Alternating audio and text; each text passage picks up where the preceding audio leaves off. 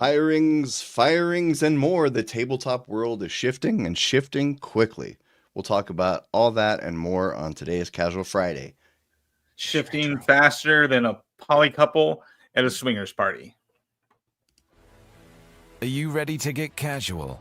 Grab your favorite adult beverage or combustible plant and join us for our Roundtable TTRPG discussion.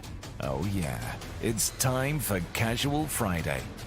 And now, here are your hosts.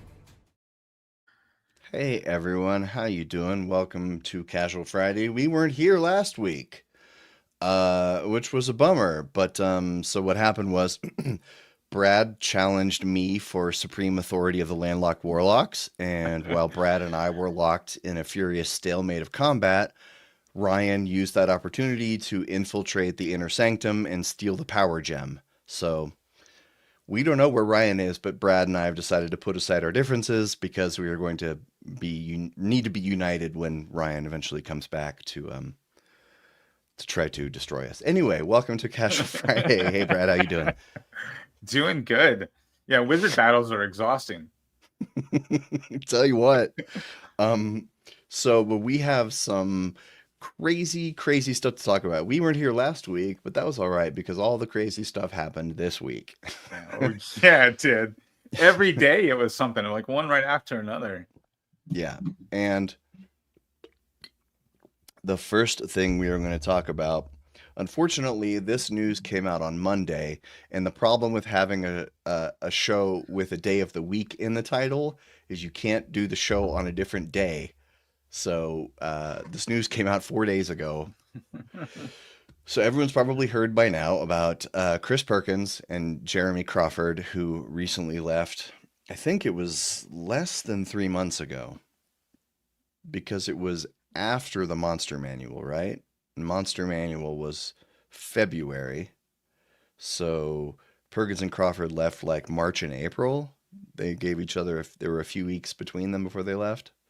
Yeah, that sounds So they about could have right. two parties, probably. Probably.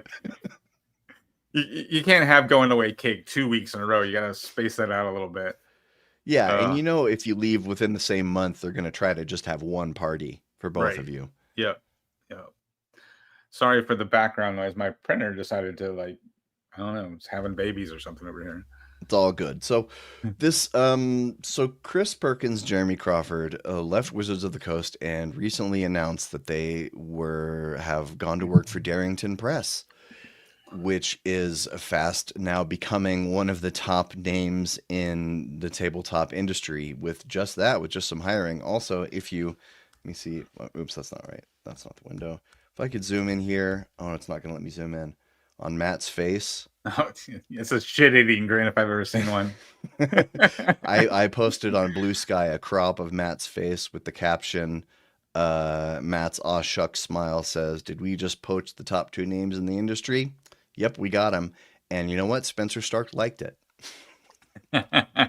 Spencer Stark gave it a like, which was a little tee-hee moment for me. Yes, and so people were this was sort of a pie in the sky dream of a lot of Critical Role fans, apparently. And the suspicions were stoked even more when Perkins and Crawford both moved to Southern California. Some people were thinking maybe they were going to come out together or something. Who knows? For Pride Month, they're like, "Yep, we're a couple now, and we're starting." I thought they were going to start a new company with Merles. That's what I thought was going to happen. Yeah, since Merles was working on his own game, I totally thought that that's what was going to happen. That was my prediction. I think I even said on the show that they're either going to join Merles at Chaosium or they're going to be a part of Merles, when he releases his own game. But And they're sorry, go ahead. But yeah, this surprised me. I didn't imagine this. There's an article about this in the LA Times where they quoted Travis Willingham, and he basically admits to poaching them. He says at the time that when they announced that they were winding down, he said, "Hey, we would love to do something with you sometime." And I don't think he can legally get in trouble for that because they had quit and done that. But he's basically saying, yeah, we said, if you leave WotC, we want dibs. Yeah. And apparently in this article, also Crawford and Perkins were a package deal. Huh. They wanted to stay together. That's Yeah. cool. I mean, Yeah. I would do that for you, Jim. Like if someone bought out Landlocked Warlocks, I'd be like, only if Jim gets to come along too. Well, unless you defeat me and become supreme leader, then you won't get your chance, Brad. Well, and so where do they say their titles in here? That Chris Perkins is creative director and Jeremy Crawford is game director.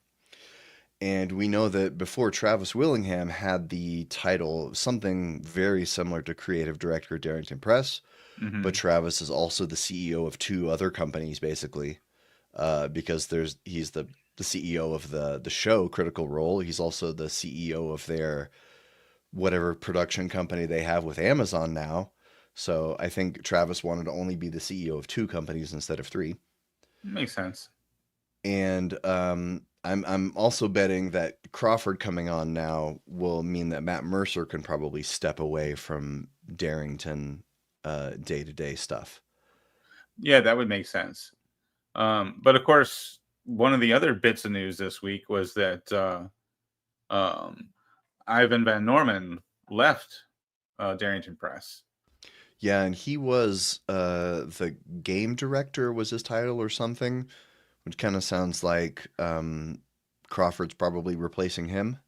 Sounds like it. So I don't know what went on there, but yeah, I don't have a picture of Ivan, but you'd recognize him by his sideburns. He's a white guy, light hair, very, very, very thick, chunky sideburns. He appears in some actual play stuff from time to time for Critical Role. But he has his own games. Like he's the Kids on Bikes guy. Really? Yeah. So. Oh, okay. So I don't know. I doesn't seem like there's any bad blood between him and Darrington. My assumption. I don't know. I don't have any inside scoop, but my assumption is he wants to focus on his own stuff.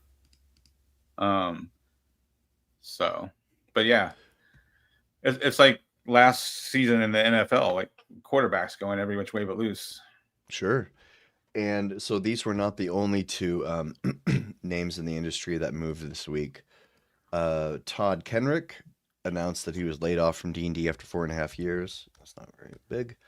Brad and I were tinfoil hatting a little bit before the show started about why Todd may have been laid off. We over here Hasbro laid off 3% of its entire workforce. So I've worked at a company before where I've survived rounds of layoffs, and I've seen what happens when basically they send someone into the head of the department and go, "Who on your team can you live without?" That's where it starts. And so my tinfoil hat thing was that now that Crawford and Perkins are gone, when they came into the D&D office and said, "Who on the D&D team can you live without?" there was nobody there to speak up for Todd. Right, because Todd's been kind of Jeremy and Chris's sidekick, right? Like doing all the videos and the press for the new edition and all that sort of stuff. And I'm almost positive. I couldn't find a source to confirm it, but I'm pretty sure that Todd's original role in this whole thing way back when is he was actually working for D&D Beyond. And he was like their, like PR YouTube guy. So because that's the first time I encountered Todd Hendrick in any sort of capacity was seeing his D&D Beyond videos. And then he started showing up in videos on the D&D YouTube channel. So at some point, I'm guessing in the process of the merger, the buyout, he transitioned from a D&D Beyond employee to a WotC employee. There was also sorry, I'm sorry, Matt, go ahead. There was also a stretch in the middle where he went off on his own and did his own YouTube channel. So I think he left D&D Beyond, did his own thing for a bit, and then ended up back at WotC. So I'm not really sure how his roller coaster ride went, but it seems like it kind of came to an abrupt end here this week. And if you know your recent WotC history, the D&D Beyond teams and WotC teams did not like each other. Right. Because the D&D Beyond, the WotC team wanted to develop their own thing, and they were not happy about D&D Beyond being purchased. So it's entirely possible that everyone who came over from D&D Beyond was seen as an outsider. I've had that professional experience before where a company I worked for got absorbed by another company, and so we were viewed as second-class citizens by the absorbing company. And it was not a fun work environment when everyone looks down on you and is just, because you were from that little company they bought up. Yeah, but there's an example of that here in my home state when Duke Power bought out Progress Energy and took over the nuclear power plant near my house. The merger required that the CEO from Progress stay in place, and the board was full of Duke people. Mm-hmm. They finished the merger. The first day at work, the CEO of Progress was let go. So it's like, we're going to make this like as close to 50-50 as we can. We'll make the whole board Duke people, but you get to keep the CEO as a Progress person. And then day one, he's let go. He's CEO for less than 24 hours. Yeah. People suck. Speaking of that, that's not the only departure we got to talk about. Jess Lanzillo leaves Wizards of the Coast, and we don't even know if she had time to hang pictures on the walls of her office. She wasn't there for very long. She was there for less than a year, and I don't remember actually hearing much from her over the course of that year. Her exit message is pretty funny. After 8 years of Wizards of the Coast, I made the totally reasonable decision to leave a job where I got paid to argue about whether fictional lizard people can have tails. Of course they can. It's a pretty funny and heartfelt going away message. But so, tinfoil hat time. What the F is going on? So two thoughts. Number one, you're getting rid of Jeremy and Chris, who have a whole bunch of institutional knowledge and experience across multiple versions of the game. And getting rid of Jess doesn't look like a big deal because she wasn't VP for very long. But she, from what I understand, is a big Magic the Gathering nerd. So of the VPs, she's the only one I'm aware of that's a real gamer, right? Yeah, she started at MTG at Wizards. Yeah. So she's been involved in Magic the Gathering for a long time, and from what I understand, is a big fan of the game and actually plays the game. So it seems like this could be one. They're offloading a lot of these people that are, kind of loyal to the game. And maybe this is a move because, we've heard all these rumors that they want to go more digital. They want to do more with digital. They want to do more with AI. So theory one is they're offloading all these people with all the roots to, the original design of these games in favor of people that are, more progressive towards, digital and AI. That's one theory. Probably the more plausible one, and it might be both, right? But my second thought is brand. It's about the brand. It's a matter of getting rid of these like recognizable faces, these people, and then really doubling down on the brand itself. Kind of the way, Hollywood did this when the MCU blew up, right? It used to be movie stars drove your movie studio, right? If you got Harrison Ford and you're going to make a Harrison Ford movie, everybody's going to go see a Harrison Ford movie. With the MCU, it's all about IP and brand recognition and all that sort of stuff.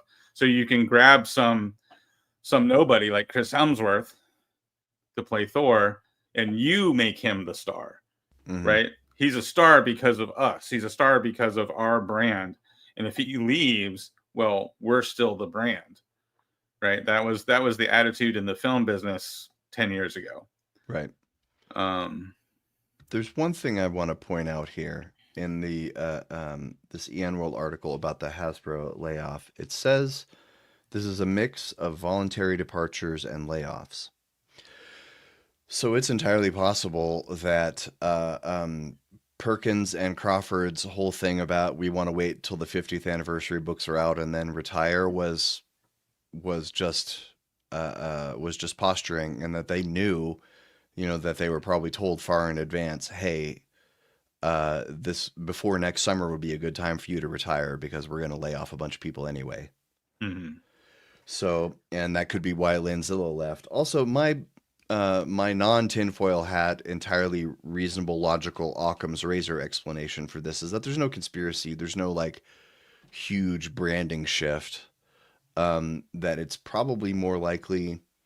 What I've seen at companies is I've worked for small, medium, and large companies, and I've seen, particularly in the large companies, when someone or a couple of really important people leave, it creates like a promotion chain reaction, Mm-hmm. and that can also create several vacuums, and you can, because of this promotion chain reaction, or even worse, a bunch of outside people being brought into teams to fill in roles that are created.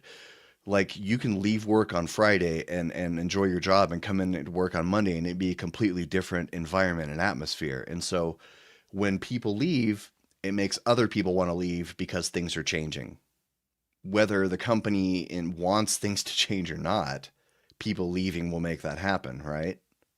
Right. Like if you're my favorite boss and I despise Ryan, you leave and Ryan gets promoted above me, I'm not staying very long. Yeah. Right. Yeah. That would have been funny if Ryan was actually here.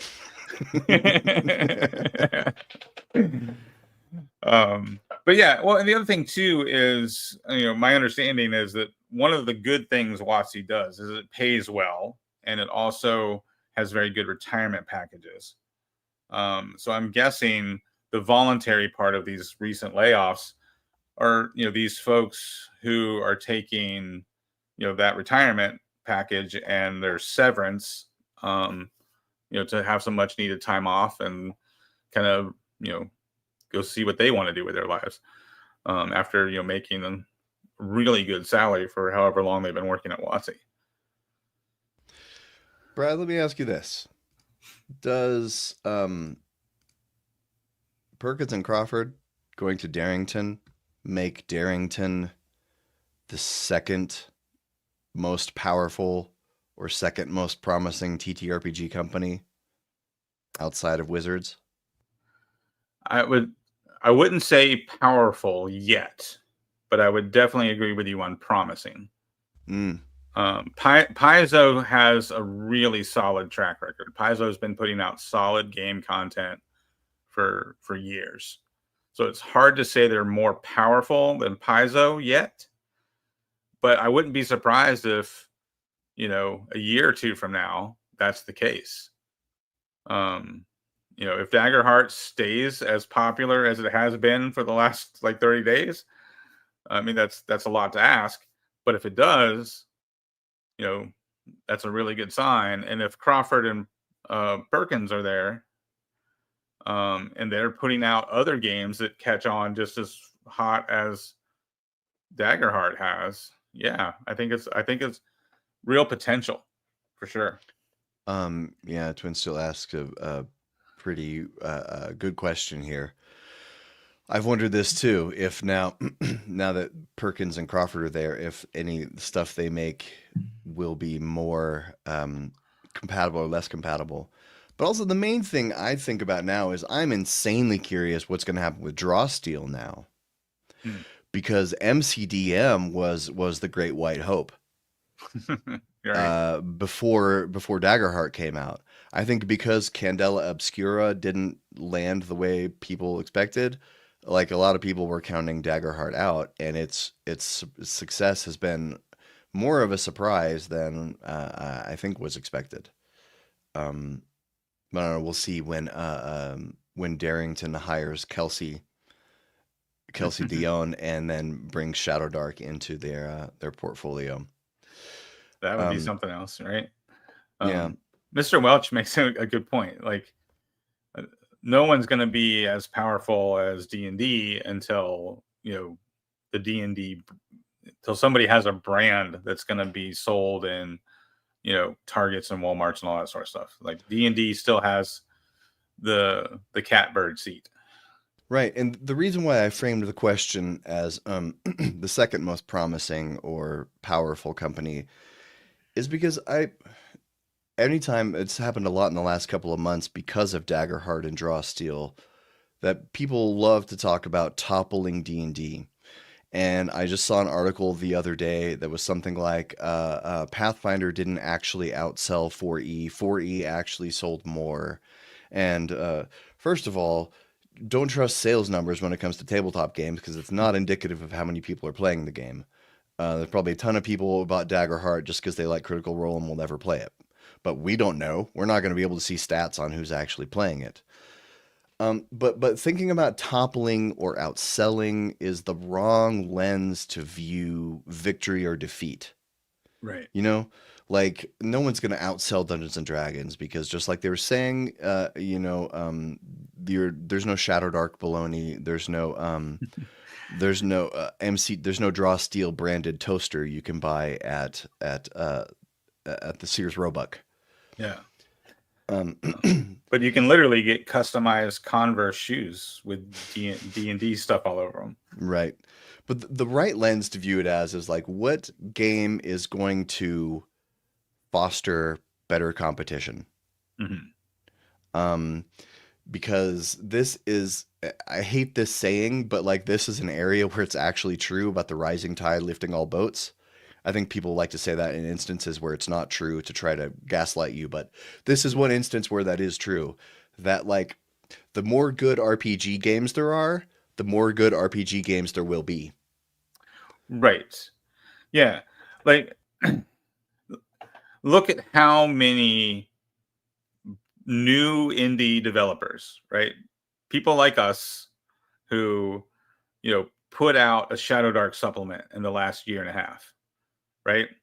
Started their own little individual game company. Here's my Shadow Dark supplements. Here's my Shadow Dark Dungeons and Adventures, right? And it's all because someone like Kelsey found extreme success, right, as an indie developer, and that's good for the hobby, right? Kelsey kicked down a door, and a whole bunch of people have run through behind her, right, making their own content, getting it out there. I'm not saying those people are getting rich by any stretch of the imagination, but they're able to realize a dream of, like a lot of us have, of publishing their own RPG content, and that's good for the hobby. We've got a lot of stuff. There's really more stuff than I can track. Yeah. Just just looking at just what's come out for Shadow Dark in the last year, is a decent amount of content, and you got stuff coming from all over the place, from all sorts of small people like us putting stuff out there, getting it on a Kickstarter, or publishing it on D&D Beyond. It's just a lot going on, and that's good for the hobby. It's a lot of energy, a lot of creativity, and that fuels more dungeon masters, game masters, to have good ideas to bring to their table. And there was something important you slipped in there where you said that no one is getting rich in this hobby. That's important to reiterate that. I don't know how much money Kelsey makes from Shadow Dark, but I wouldn't be surprised if she also has a day job. I don't know for sure, but I'm sure she's probably not making mortgage money just from selling Shadow Dark books. Yeah, I don't know. Maybe she is. If there's anybody out there that's at least paying their mortgage, right? It's probably Kelsey, and it's not, all the folks like us who are, putting out supplements to go along with Shadow Dark. Yeah. I mean, obviously Matt built a company, right? With his Kickstarter money, he started his own company. But I don't think Matt Colville is like wealthy. He's not like Elon Musk wealthy. He's doing well for himself. He's doing good, and he's running his own business, and that's awesome. But did I say Shadowheart? Yeah, Shadowheart is Bay. All right. So we could wax philosophic about the future of the industry and why all these people are getting fired and hired, but that's just what happens. We got to move on. So the next thing we're going to talk about is the Gunslinger from Valdis Spire of Secrets. This is kind of interesting because this class has drummed up. It's available on D&D Beyond. It's drummed up a little bit of controversy because you can get a book that has this class and a whole bunch of other stuff for like half the price of what it is on D&D Beyond. Gunslinger's over $14.99. You can get the full PDF from HM Press for $30, which has 9 other classes. There are some players point out you get 1/10 of the content for half of the price. Now the Gunslinger integrates with D&D Beyond, which is the reason why it costs money. And Brad and I were talking before the show that it's very interesting that as far as we can remember, this is the first class they've added to D&D Beyond since the Blood Hunter. Chat, let us know if that's not right, but I think that's right. First class they've added that wasn't from WotC. They've added the Artificer, right? Right. And they've added all sorts of subclasses from third-party content creators. But no, I think this is the first full class from a third-party creator that they've added since the Gunslinger. And I think we've all heard the stories that Adam Bradford from D&D Beyond was the one that put the Blood Hunter out there. That wasn't a WotC decision. That was just Adam Bradford, because back then it was his company, he could do what he wanted. Twin Steel, it is from Mage Hand Press. And the Valdis Spire of Secrets has been out for a while, but the Gunslinger is now on D&D Beyond. And X-Tray, a lot of people agree with you that it is very OP. Let's take a look at some of it. Oops. Nope, I gotta add it to the stage. I know this is a little blurry. My apologies. I'll do my best to read what I can. I don't own it on D&D Beyond, so I had to take screenshots of Ted from Nerd Immersion's video. Sorry, Ted, for stealing your content. But you stole it from WotC, so it's fine. Gunslinger is primary ability is Dex. Its hit die is a D8. Saving throw proficiency is Dex and Charisma. 2 from pretty much all the proficiencies: simple weapons, martial weapons, light armor. You get a daggers, revolver, bullets, explorer's pack. Here is the 1 to 20, the 1 to 20 grid. So you see that they have this thing called risk dice, which is kind of their version of superiority dice that you use to fuel maneuvers. And then here we get into the interesting stuff. At level 1, you get quick draw, advantage on initiative rolls. Double draw, you can draw or store 2 weapons that aren't two-handed. Then here's where we get to the OP stuff, like people had mentioned. The critical shot, your attack rolls with ranged weapons can score a critical hit on a 19 or a 20. At level 9, your attack rolls with ranged core crit on 18 to 20, and then at level 17 on a 17 to 20. Which is better than the champion fighter, and that's kind of their whole thing. Then at risk dice, when I think of that, oh, it's on the, I gotta go back. You have 4 risk dice, which are D8s, dice expended when you use it, and then you use them to do maneuvers, which I'll get to in a second. Level 5 extra attack, level 5 gut shot. This is crazy.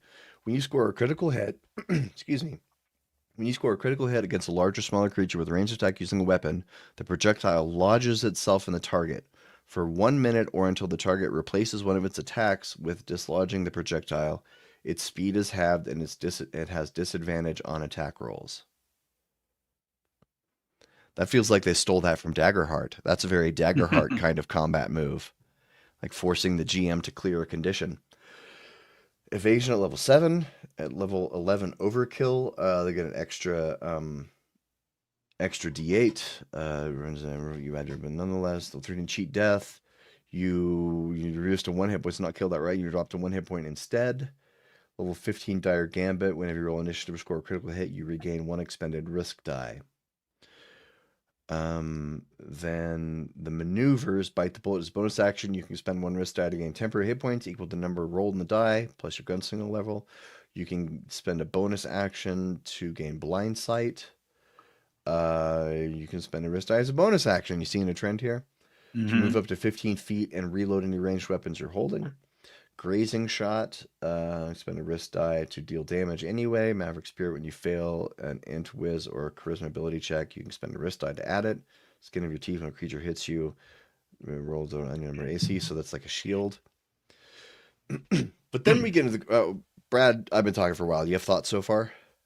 I was just looking at chat, and Twin Seal said that he thinks that Heavy Arms has a better version of the Gunslinger. But the thing is, a lot of your casual fans and casual players, right? They just use whatever's on D&D Beyond. Right. Like most of my players don't pay attention to where it's from. They'll find it on D&D Beyond and like, can I use this? It's on D&D Beyond. So once it's on D&D Beyond, it's hard, to not have players want to use it, right? Because it's there, they can see it. 100%. But go ahead. You were gonna elaborate on the design. Well, first, Dost, we spent the first 20 minutes of the show talking about that. Yeah, 2 big name D&D people went to join Darrington Press.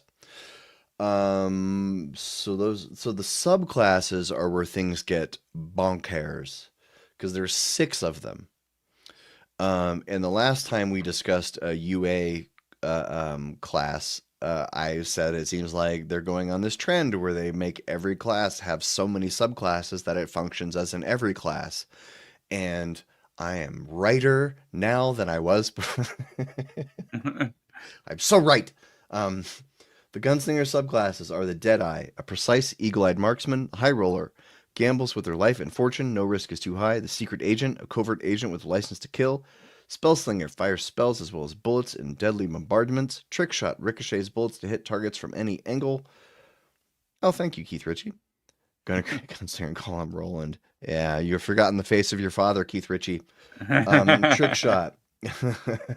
Trick shot. Ricochet bullets to hit targets from any angle. White hat, a law-abiding protector of the weak that never blinks in the face of danger. So they're all in here.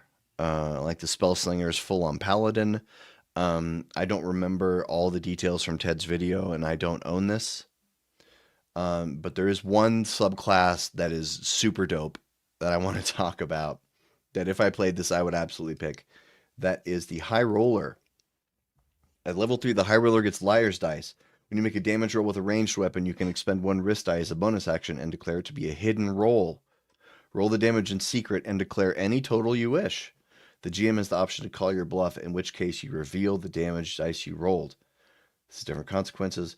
If the GM calls your bluff and you lied, the damage you deal is halved. If the GM calls your bluff and you told the truth, the damage you deal is doubled. If the GM doesn't call your bluff, the damage you deal is whatever you declared. Huh. And they've just taken the game of Liar's Dice and dropped it here into a subclass. And dropped it into a subclass. Keith, I was just kidding. Hope you know. They've dropped it into a subclass, and I approve. This is awesome. This one also, later gets a feature called at level 14, double or nothing. When you score a crit, you can, using a ranged weapon, you could gamble, roll a d20 if the result is 10 or higher. roll all the attacks damage 4 times and add them together and still do 2 times. So this whole subclass is based around the concept of pushing your luck. And yes, this is awesome. And I think that's yeah. What are your thoughts on that, Brad? Or any of the subclasses? I was actually trying to think of that gambling mechanic where where I'd seen that before, and I think Mr. Welsh is alluding to it in the chat. The Hex Slinger from Deadlands, the Deadlands RPG. If I remember right, that whole game used playing cards instead of dice, and it had a lot of like gambling mechanics. It's been forever since I've looked over that game. Like that game came out, God, 20 years ago, if I remember right. It's been around a long time. Yeah, I think you're right. I've never played Deadlands, but I think that is the game with the cards. Yeah.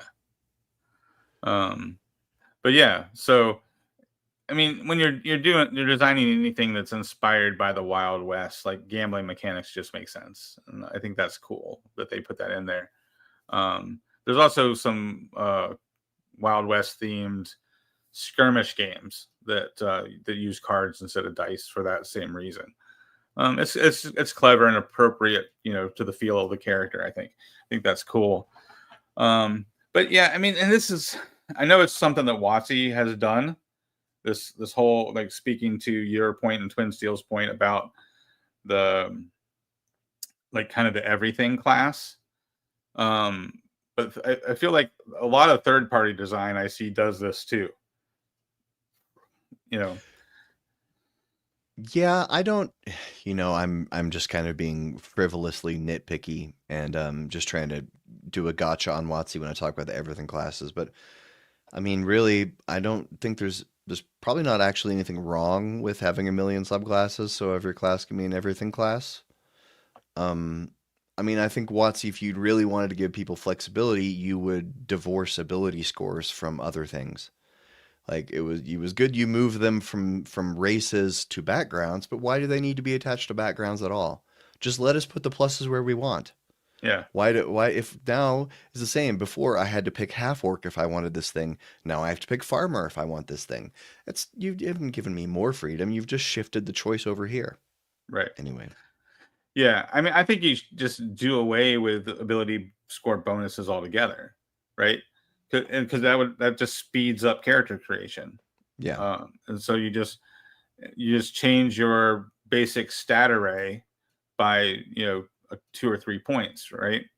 And then you don't have to worry about getting ability score bonuses to add to your original scores and all that stuff. Like, just take that part out of the game. Yeah. And if you took that part out of the game, then you could also roll 46, drop the lowest, and you're mathematically going to be closer to that stat array average, because you wouldn't be adding a +2 and a +1 to what you rolled, right? That would keep those numbers in a more reasonable range as well. I think they should have just done away with those ability score bonuses altogether. So we have to move on because there's still a lot that we need to talk about. Is this the right thing? Nope, that's not the right thing. Okay, so something that I just randomly came across is, a lot of the topics on the show are from Instagram ads like Hit Served.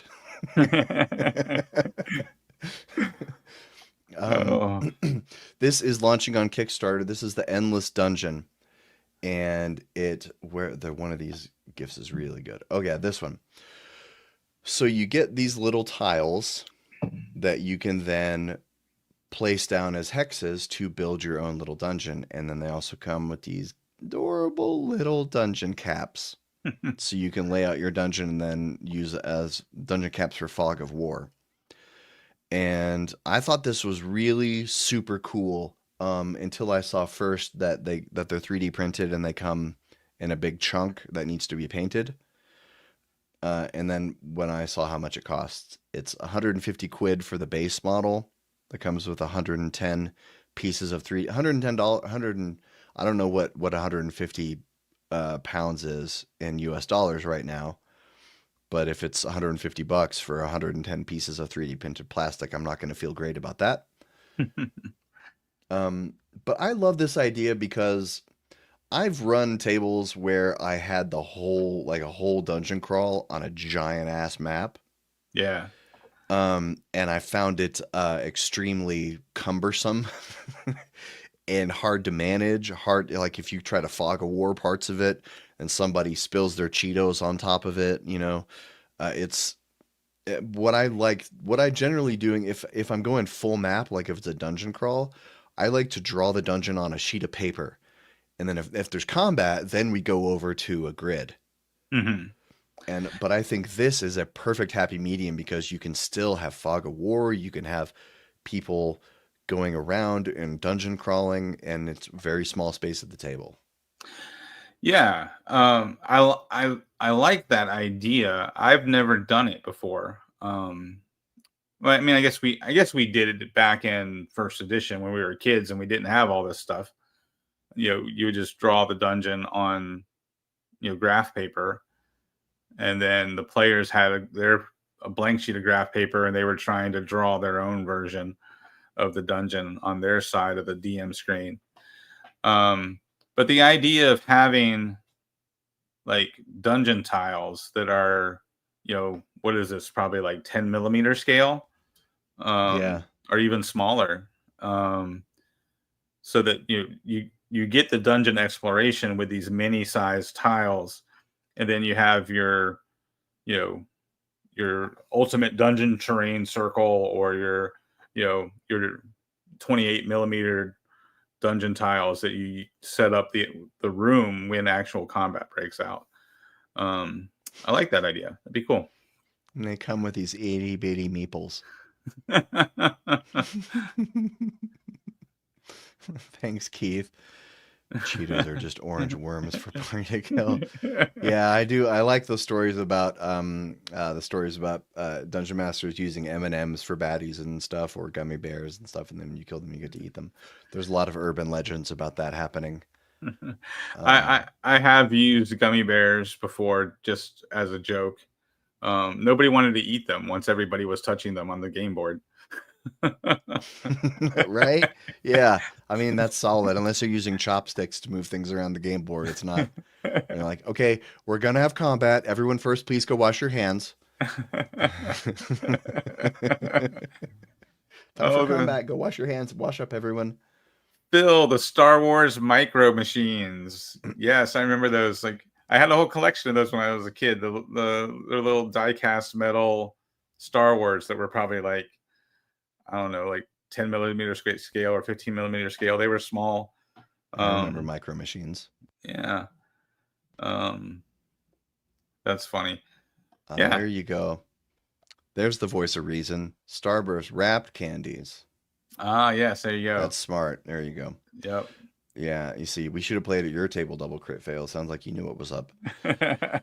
So moving on, we're still not even at the halfway point. Wow. There's only two of us here. We should have gone through. I thought I put a bunch of topics on the agenda because me and Brad will just get through it. But then we had to talk for 30 minutes about people getting fired and hired. Well, that was on the thumbnail. Fair. So I put this as in they took our gerbs news. This is one of those things that I get the emails from D&D Beyond, and they have their big announcement at the top, and then they slip in like 12 things that are just very smaller announcements, and this is one of them. Demio, X Dungeons and Dragons Battle Marked. I'd never heard of this thing before. So I have to explain what Demio is, because I didn't know what it was. So Demio is this. It is basically a 1 to 4 player co-op video game that's flavored like let me make this bigger. That's flavored like a tabletop, like a VTT. Huh. So it is a video game, but you roll dice, and if you see on the, they just went away, but on the left there, those portraits, if the sound was on, you can hear the people chatting as they're playing. So they're discussing, like, oh, I'll throw a fireball at this guy, I'll attack that guy, oh, I need healing, and they're playing with these cards. So this is super clever in that it's a video game, but it looks like a VTT, right? Yeah. And this is why I say they took our gerbs, because this is D&D without a dungeon master, right? Yeah. Even more so than Baldur's Gate 3, because this is straight up, you're on a grid, you're moving a virtual token, you're seeing stats, you're casting, like, it's full on tabletop simulator, but Yeah. it's got a programmed dungeon master. I mean, I've been kind of scoffing at this idea that WotC is just going to turn Dungeons and Dragons into a video game, but I don't know. With all the recent changes they've made, this might be the future of D&D. It might be. Interestingly enough, though, it was kind of interesting that it was buried in, like, it wasn't a big announcement. Maybe this is the kind of thing. Maybe they were worried if they made a big announcement that more people might have come to the same conclusion that I did. That, like, oh, this is how they replace Dungeon Masters. It's not with a Chat GPT prompt. It's with what looks like a video game. Right. And if you do it this way, this makes them a lot more money, because, when you have to buy the next dungeon, you have to buy the next adventure in order to keep playing, right? So if this is the direction they're going, with a virtual dungeon master, as opposed to, like, what everybody's feared, a Chat GPT version, this is a way to keep selling content. So that'd be interesting to see. Like, I remember Hero Quest. You remember Hero Quest, the board game? It recently had a big resurgence. They relaunched it on Kickstarter. I remember when Hero Quest came out, there was a group of guys we knew who played D&D. And when they found Hero Quest, they were thrilled. They're like, dude, this is D&D without a dungeon master. This is what we want. And like, they were surprised, like, that we still wanted to play D&D and we didn't want to play Hero Quest with them. So even back then, there were people who, everybody wanted to play. No one wanted a dungeon master. This is in the 80s, right? Or late 80s.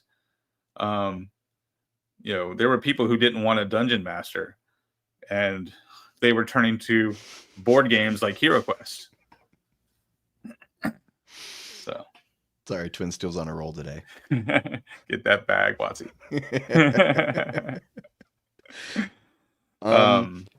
But yeah.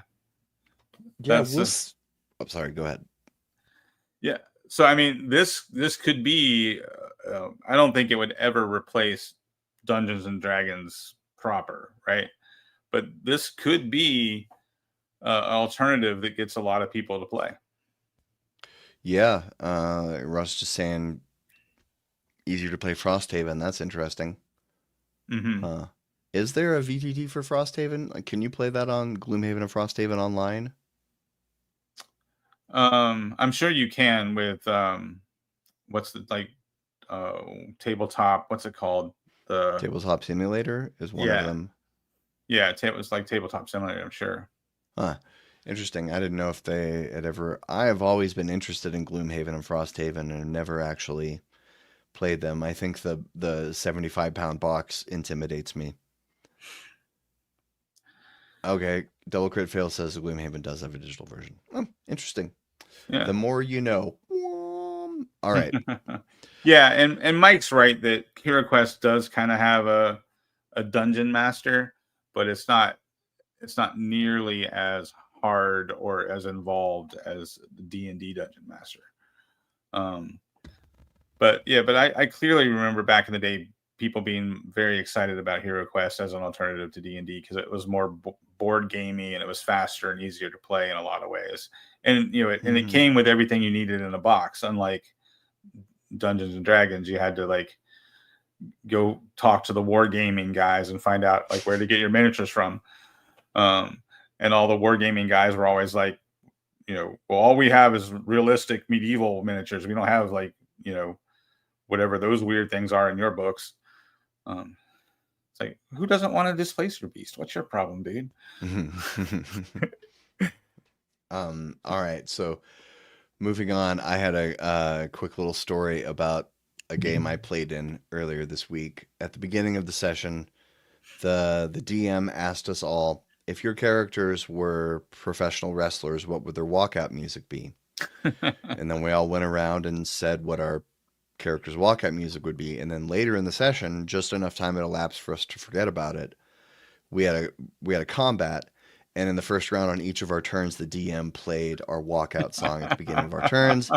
And it was just a little thing, but it was very nice. It was a very nice touch. So you should steal that if you can. It was, we were playing online, and he has like a plug-in for Discord, so he can just search songs and play them. It might be harder if you're at a table, but it was a really nice touch because it was like everyone had their theme music for that combat. Nice. That's cool. And moving on, we go to the part of the show that we call the catch-up, where we just say, hey, what's new? And but first, before we do that, got to tell you about a couple things. First, if you're not subscribed to the Landlocked Warlocks, you should be. Also, my YouTube channel has about 6,920 subscribers last I checked, and I'm watching it closely so I can screenshot at 6969. I'm terrified I'm going to miss it. But we're almost there. About to hit 7,000. Yeah. Yeah. Let's go.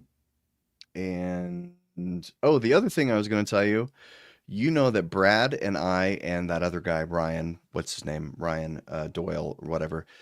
The three of us wrote a one-page rule set, and it has been on DriveThruRPG. And guess what? Now you can get it on itch. If you like to do your TTRPG shopping on itch.io, you can get it there. It's for free. I had to scroll back through Discord to find where I shared the UDare files because I didn't have them on my computer to upload them. Hopefully these are the most current versions, but it should be fine. So yeah, we made this game. You can use it to run absolutely anything in the world for a one-shot, and Brad and I have both run it, and we can attest that is true. Yeah, my players like it. It's a really fun, fast, easy way to play. It's great. Crazy story. This is, it's not really that crazy. Don't get excited. Okay. But this is how far geekdom has come. I was hanging out at a bar a couple weekends ago, and my wife introduced me to one of her new friends. And back in the day, I never would have been caught dead talking about Dungeons and Dragons in a bar full of people, But my wife's new friend asked me about Dungeons and Dragons. She had heard about my YouTube channel, and we got talking nerd stuff. And I mentioned that, we made You Dare and this, one-page rule set. And she's like, I made my own game too. And it's kind of this like board game style thing that she made. And we're sitting there like talking to D&D and board game design over drinks in this bar.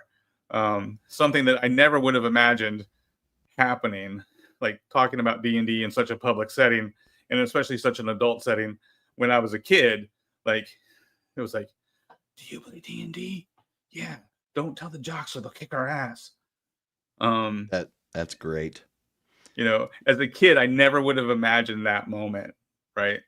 Because we were, we were so in the closet with our Dungeons and Dragons back in, the 80s and 90s.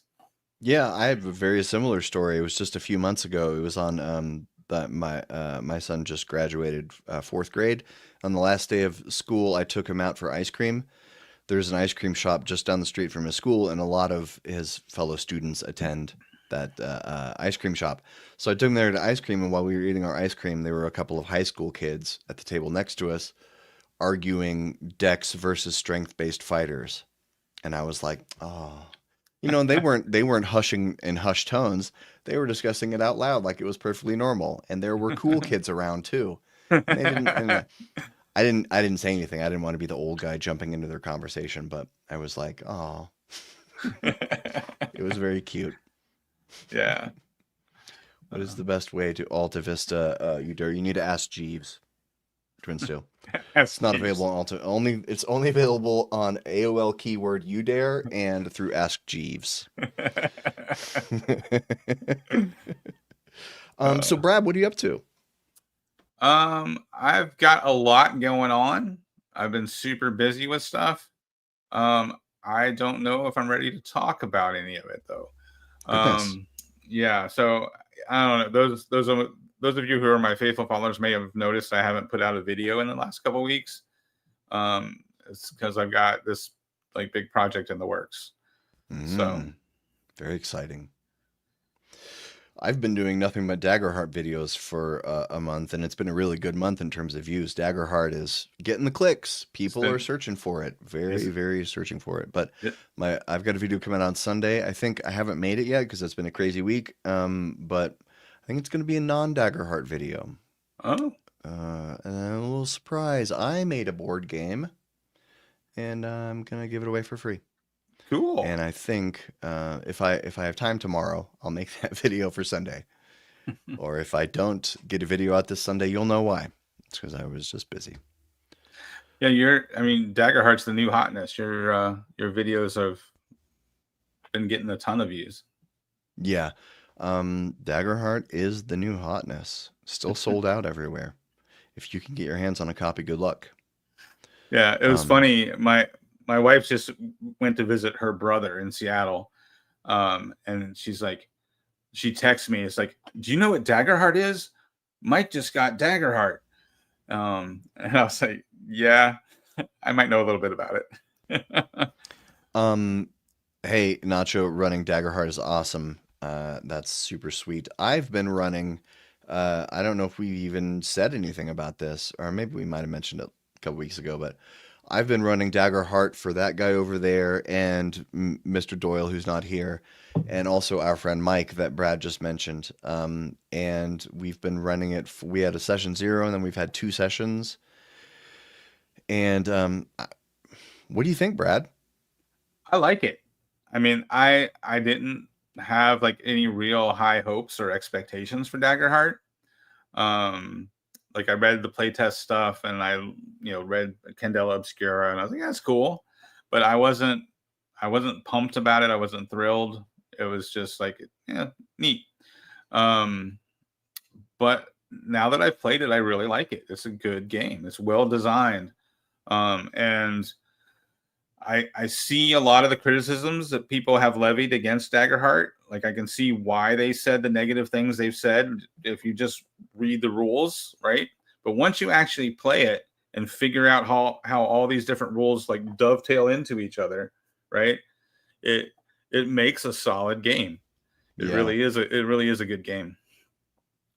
Yeah, Twin Steel, Ryan was talking about that because we were when we were playing, I ran a travel segment for these guys, and then I was asking them for feedback after, so we were kind of talking about how that travel segment went, and Ryan was like, the thing I'm making with Ross kind of fixes a lot of these problems.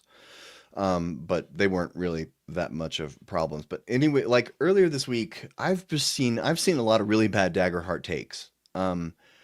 I like it a lot. I don't know if it's going to be my forever system, but I'm going to stick with it for a while at least. I'm pretty curious about Draw Steel too. That looks pretty promising. But I've seen a lot of bad Daggerheart takes, including on the Mastering Dungeons podcast, which is one of the bigger podcasts in our space.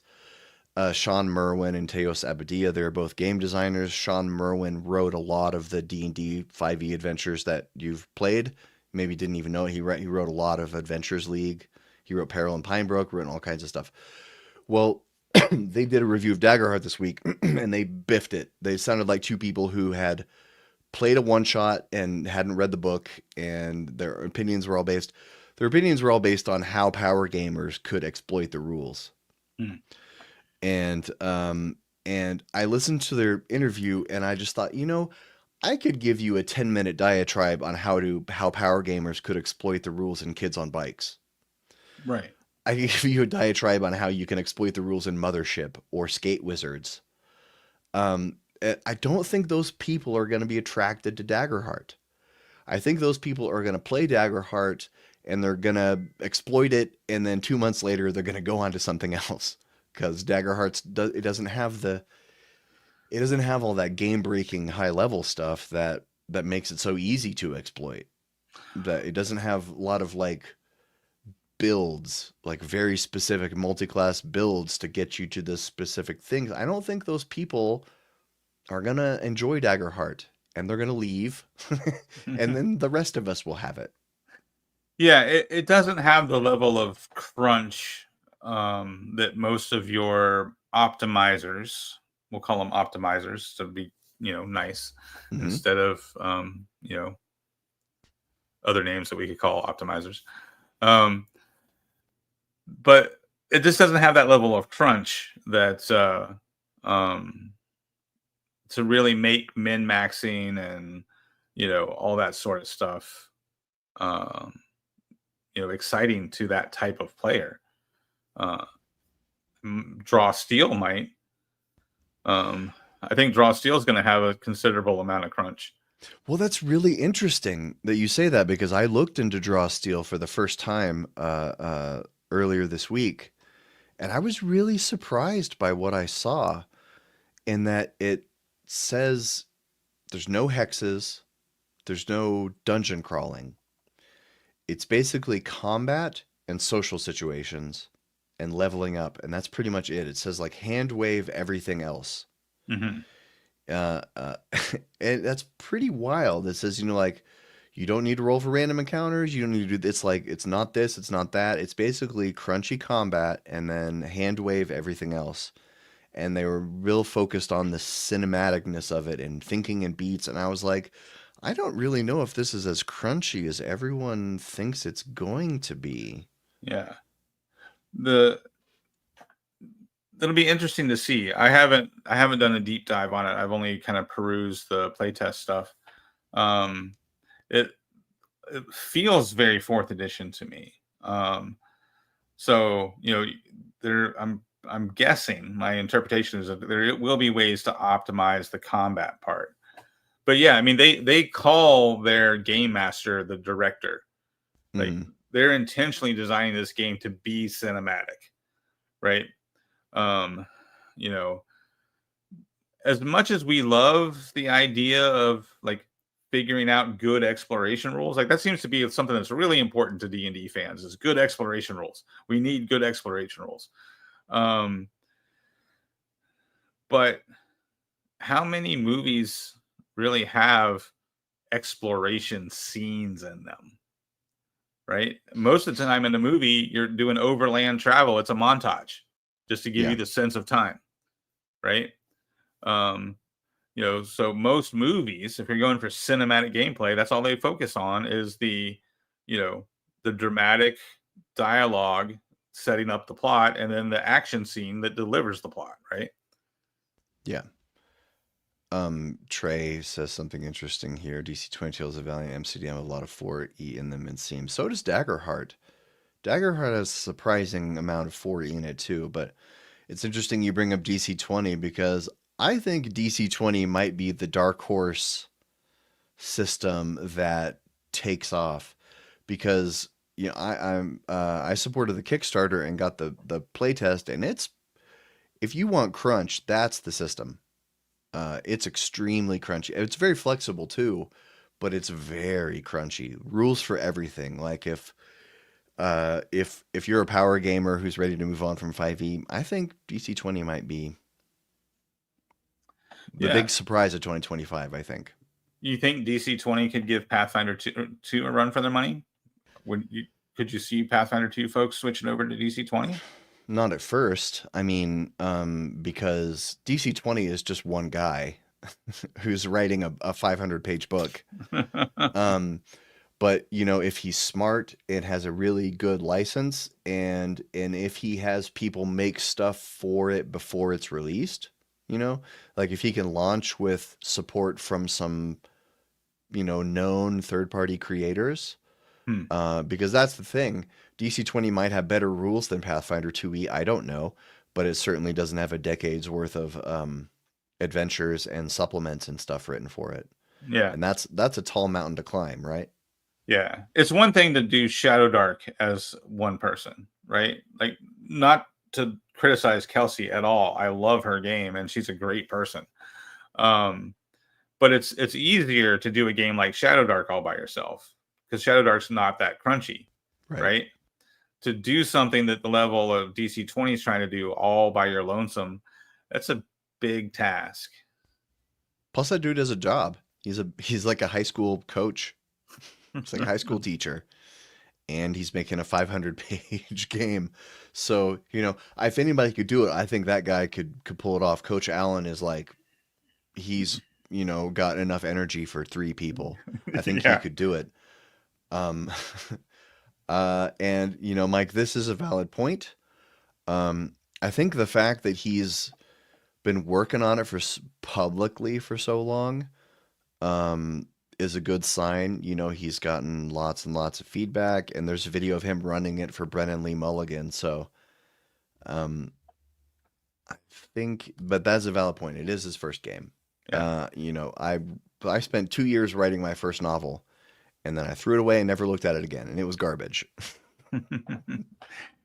Well, I mean, and having a community around you while you're designing a game, I think, helps a lot. I mean, Twin Steel could speak to this, right? Because Twin Steel was part of the Discord community that helped to work on Nimble, right? Mm-hmm. So Nimble's designed by one person, but then you got guys like Twin Steel who come up out of the Discord group and play testing and get involved and help design the game as well, right? So that's the weird thing about the internet, like that you can establish this community online, and that community can support you in what you're doing and even become a part of what you're doing, right? And then when the game actually comes out, now you've got the built-in audience, the people who were there the whole time, supporting you. It's a whole new world from what we used to call the fantasy heartbreaker, which is where someone would slave away all on their lonesome and hand bind a bunch of zines and take them to a con and try to sell it. And everybody looks at it like, oh, this is garbage because you haven't had feedback or proper playtesting, because you're doing it all in your basement by yourself. You might be still in your basement, but you're not doing it by yourself because you've got a community of a few hundred to 1,000 people online helping you do it. Right. 100%. We have a roundtable discussion topic for today, but we've kind of already talked about it. We kind of spent the first 30 minutes of the show talking about the tabletop landscape. There is one, and we talked about WotC, Darrington, Shadow Dark, MCDM, and Dark Horses like DC-20. I don't even know if Coach Allen has a name has a company, or if it's just DC. I don't know if DC-20 is, if he has a company formed. He should, though. Alan, if you're watching this, make a company, make an LLC, protect yourself. No doubt.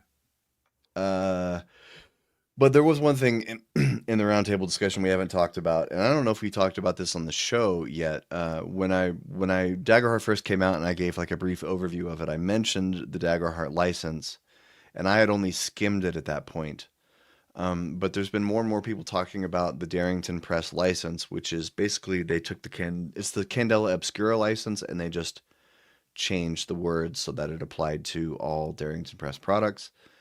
But there are a couple of more heinous restrictions in the license that didn't appear at first on skims, but people started unearthing. Where what it sounds like is Darrington hired a lawyer to come in and talk to them, and somebody with a really high charisma sat them down and told them all the ways that they could be in legal trouble or legally liable for things people might do. And that scared the crap out of them. And then so they put in the license that they can update the license whenever they want. That's bad thing number one. And number two, if they update the license and you update your product, you automatically agree to the terms of the new license. If you make a product and never touch it again, you don't have to do anything to it. But if you ever want to fix a typo, then that automatically updates you to whatever license is current at the time you republish. That's not good. And what was the other thing? The other thing was about it was release of liability. You can't sue Darrington if they come up with something similar to your product. Right. And that's pretty scary to people too, because it's a license to take your stuff and turn it into something that they want. Yeah, I mean, I think that one's reasonable though, right? Because if you're iterating on a game, right, it's real easy for people who have nothing to do with each other to look at a game system and be like, oh, this would be a good tweak, this would be a good change, and you could come to those things, independently, pretty easy, and end up with the same kind of design. Right. I remember when back when the Star Wars trading card game, the original Star Wars trading card game. This was before Magic was super popular. I designed a Marvel superheroes trading card game. I was in my 20s. I didn't know anything about, I knew very little about game design, and I didn't know anything about IP and all that sort of stuff. But I designed this Marvel superheroes themed trading card game, and I mocked up a bunch of cards in like a PowerPoint presentation, and I emailed it to I forget which company it was, whatever company was making Marvel, Marvel board games at the time, and so I emailed that to them, and I got this really nice letter explaining that we can't open your email, we can't look at what you designed, because if it's anything close to what we've already been working on, you could then accuse us of, stealing your ideas. So good luck with your game design career, but just be aware you can't publish this on your own because it's Marvel IP, and we can't even look at it because that would compromise us. It's basically the tone of their email. So I was proud of that game too. It was cool. When I was 8 years old, I designed a laser tag game for the Nintendo Entertainment System, and I sent Nintendo a letter, and they actually wrote me back. They said something very similar, but it was nicer because I said I was 8. And they were like, "This is a really great game. You're doing a great job, but unfortunately, we can't use this. Keep, blah, blah, blah." I was probably like, "They don't appreciate my genius." Yep. But the thing is, I think you're probably right that it's a reasonable clause, and their license is probably all entirely reasonable. But is it going to hurt people? Is it going to dissuade people from making Darrington Press content? Because I've been thinking about it. I was fully gung ho, had tons of ideas for Daggerheart supplements, and then I saw that, and now I'm thinking about it. I'm not for sure. Yeah, trying to remember. There is another clause in there that states that if you're already work in progress on a game, you can choose which license. So like if I forget which paragraph, but there's a paragraph in there that says that if you're already work in progress, there's conditions, and I think what it does is allows you to choose which license. So if you're halfway through a design and they update the license and you don't like the new update, you could still publish it under the previous license, as long as you can prove that you were already working on your product before the new license came out. That was my understanding of. So there's a little bit of protection in there. So yeah, I don't know. I don't know if it's gonna dissuade third-party publishers from making content. But from a Critical Role standpoint, they're not a huge company like WotC, right? They're like two or three mistakes away from all of this going away, right? Could be, yeah. I mean, if Matt Mercer pulled a Pee Wee Herman, right, then and got canceled, then this whole thing could fall apart, right? They're not that resilient of a company yet. Yeah. So who knows?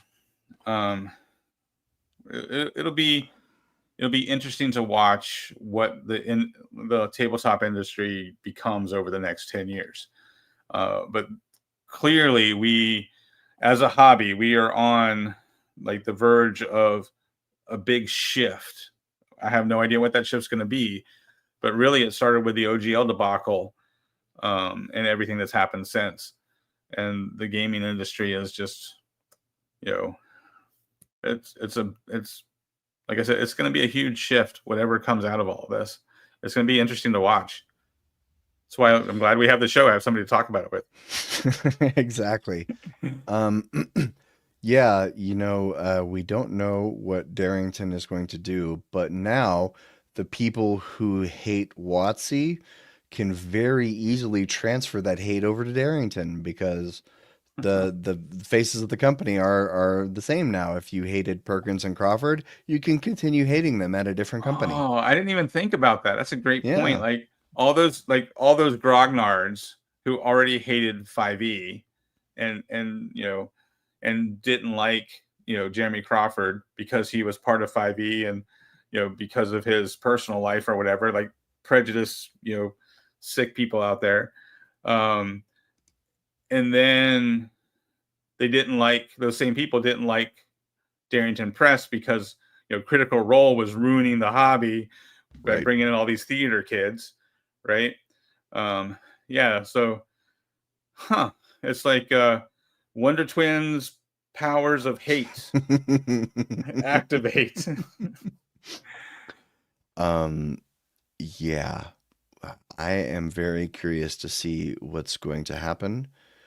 This new tabletop landscape is going to be interesting. Yeah, seismic changes happened in 2023, and who knows? Maybe with all these people leaving WotC, maybe they'll bring in a bunch of good people. Maybe they want to bring in a new generation who cares about people like Mackenzie D. Armas. I can't. I get the last name confused with the actor. Anyway, Oh, go ahead. She's in videos. She's fantastic. We need more of her, right? Yeah. Like she cares about the game. You can tell she's like geeking out about subclasses and whatever in those videos. And we're like, yes, we need everyone at WotC should be you. Yeah, Should be and James excited. Wyatt, and James Wyatt, right? Yeah. If the two of them are the future of D&D, D&D's in good hands. I like both of them. But I gotta Google it. I can't remember her name. I think it's Mackenzie Armas. Mackenzie De Armas. Is it Anna De Armas? Who's the really hot really hot actress? Anna De Armas? Come on. Why can't I think of her name? She's like one of the most beautiful women in the world. It doesn't matter. I don't know why we're spending time on this. We need Ryan here to balance us, apparently. Yeah, Anna De Armas is the actress. Anna De Armas. Okay. So who's the one that works for WotC? Yeah, Mackenzie De Armas is the one who works for WotC. Anna De Armas is the one who dated Ben Affleck. And now there was your pop culture moment on Casual Friday. I really like Trey's typo, Deborah Ann Wolf instead of Deborah Ann Wall. She's a big D&D name. Yeah, I would say Deborah Ann Wall as my third wife. She's great. So the last thing that I have on the agenda here was just a little tidbit of news, and that they announced in D&D Beyond now, you can, under character preferences, you can turn on and off homebrew, core rules, expanded rules, 2014 core rules, and anything else that's legacy. And the really wild thing is that before you couldn't do this. That's the lead here in this story. You could go in and there's still no way, as far as I know, for the dungeon master to do this blanket in the campaign, which is what you really want. but the DM can now tell people, hey, look, we're not playing with 2014 rules. Just go turn those off. Hmm. Because the campaign I'm playing in right now, we're using sort of a mix of 14 and 24 rules, and it is a freaking mess. It's a big mess. We're all 19th level anyway, so it's fully chaotic all the time anyway. But then some people have the old version of Lucky, some people have the new version of Lucky. It's wild. But you can at least, your dungeon master can say, hey, turn that on and off now, whereas before D&D Beyond wanted to sell you as many books as possible, so they didn't want to hide the options from you. But I'm sure this is a result of persistent, chronic complaining from fans who are like, I don't want my players to have silvery barbs. Can I please turn off silvery barbs? And they finally give you the option now. Yeah. Yeah, I mean, going back to talking about optimizers, like I think playing a hybrid of 2014 and 2024 at the same time, that's an optimizer's dream right there. Yeah. Yeah. Pally with old smites, but new lay on hands rules. Yeah. I'm sure there's ways the old Lucky feat and what was the elven archery feat, the way those two interacted, I'm sure there's ways you could abuse that with a new subclass. That would be you get up to some hijinks with that, I'm sure, pretty quick. Yeah. You know what? I think we've come to the end of our show. We've run out of stuff to talk about. And Ryan has not returned. If you missed from the beginning of the show, Brad and I have decided to put aside our differences because Ryan stole the power gem and we don't know where he is. And so Brad and I are working on presenting a united front for when Ryan returns, because he will be more powerful than ever before. That's scary. It is very scary. But yeah, it's great show, fun stuff. Like, just, it's interesting to see the direction of the hobby, and that's definitely just wild to think about all these different games that we're getting, that have all come up within like the last 3 years. It's just crazy. Yeah, wild times. Things are changing. Who knows what we will be able to tell you next week? Oh, the other thing I was going to say, that Daggerheart we've been playing, we've been recording it, and we're going to start running that here maybe July 11th. Maybe wait till it's all done, because we don't want to go July 4th. That's a Friday. So yeah, probably look for that actual play. Probably like maybe every Friday in July. And we'll see. It's cool. We'll see. Oh, one last thing before you wrap up. Yeah. Because it might happen this week. Where's Todd Hendrick going to end up? Is he going to go to Darrington? Is he going to go to MCDM? Where's Todd Hendrick going to go? If our former friend and current nemesis Ryan Doyle, he said in our chat something that I thought was pretty wise. He said, Darrington and Critical Role don't need any more spokespeople. It's true, because every single one of them is a voice actor and spokesperson. Yeah, if MCDM is smart, Intercasso, Colville, if you're watching, and I'm pretty sure you are, go hire Todd Kenrick. You need him, because all of you guys are bad on camera. That's a good point. Get Kenrick. Yeah, I mean, Matt's great when he's reading from his teleprompter, right? His scripts, his videos are great, but yeah, they could use Todd Kendrick to do their interview stuff. Yeah.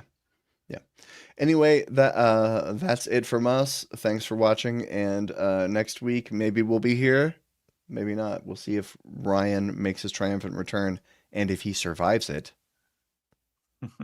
All right, bye guys. See you later. See ya.